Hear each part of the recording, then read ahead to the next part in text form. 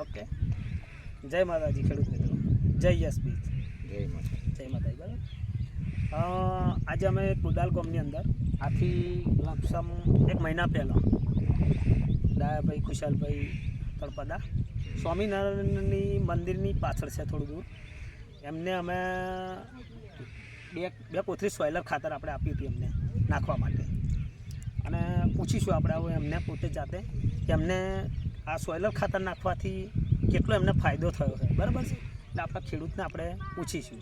બરાબર ભાઈ, આપણે જે સોઇલર ખાતર અમે તમને આપ્યું હતું અહીંયા આગળ આપણે, બરાબર છે.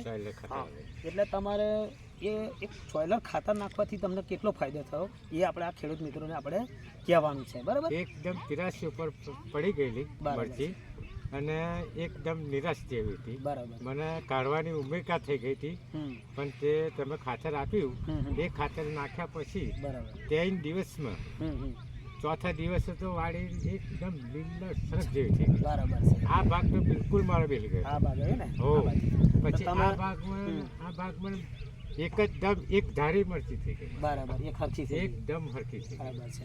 તો ફૂટમેય સારી લાગી. એને જે વિકાસ નતો થતો, બરાબર, એ વિકાસ આ એ થતો હતો, તે વિકાસમાં પણ આમ જોરદાર લાગે.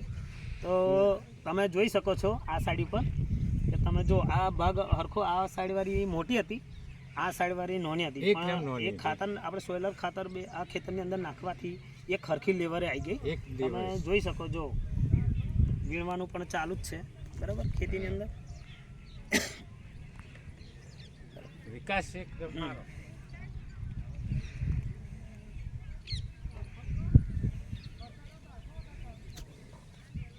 બરાબર, તો તમે આ સાઈડ પર જોયું, આ સાઈડ પર પણ જોયું. બરાબર, અને ડાયાભાઈએ કહ્યું કે ફૂડ બી સારી છે, બધું છે. બરાબર, હવે ડાયાભાઈ એમનું જે આપણે મરચીનું જે જવણ છે, જેનું રિઝલ્ટ એમને મળ્યું છે એનો તમે બરાબર છે. પેલી લાઈન પર આ જો બોલો તમે ખાલી જવણ જો આટલું બધું જવણ નીકળી પડ્યું. બરાબર, અને સારી વસ્તુ થઈ.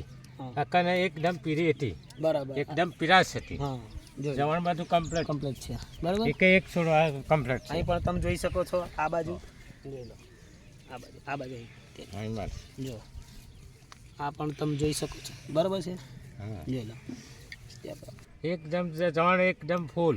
બરાબર છે, એકદમ એક છોડવા.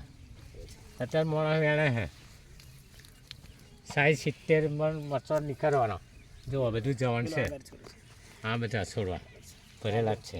આ પણ જોઈ લો, તમે જોઈ લો, જોઈ શકો છો. બરાબર, અને આ ફૂટ જુઓ, ફૂટ એકદમ વધારે આવી ગઈ.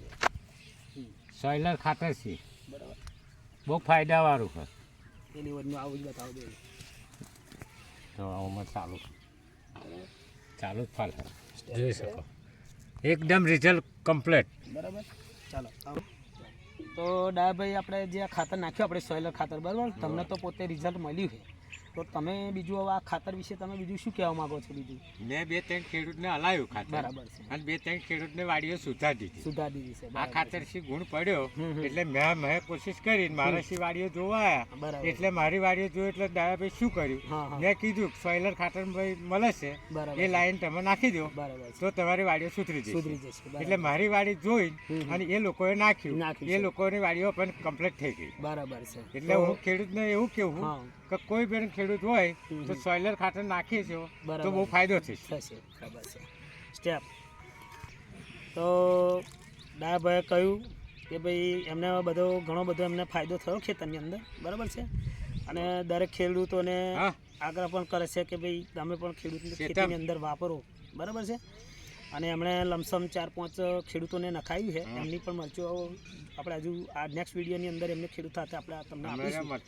પણ હાલની અંદર અત્યારે તમે જોયું. બરાબર છે, તો અમારે દરેક ખેડૂતને વિનંતી છે કે તમે કોઈ બી પાક કરો, મરચી નહીં, કોઈ બી પાક, તમાકુ હોય, ગમે તે હોય, તો આનો તમે એક ઉપયોગ કરો સરસ, અને સરસ રિઝલ્ટ બધું મળે જ છે. બરાબર છે, તો હજુ આ બે થોડું આનું જે હજુ બીજું આપણે આગળ એક મરચીનું જે રિઝલ્ટ છે એ તમને થોડુંક બતાવી દઈશું આગળ. બરાબર, નેક્સ્ટ તો તમે જોઈ શકો છો, વીણવાનું પણ કામકાજ ચાલુ છે ખેતરની અંદર. બરાબર છે, ડાયાભાઈએ ફર્સ્ટ ક્લાસ રિઝલ્ટ કાઢ્યું છે. બરાબર, ચલો તમે જોઈ શકો છો મરચીની અંદર જો. બરાબર, પછી એક છોડવા કમ્પ્લીટ જ છે મારા, બરાબર છે. એક ભરેલા જ છે છોડવા, બરાબર છે. આ બધા છોડવા મેળા બરાબર છે.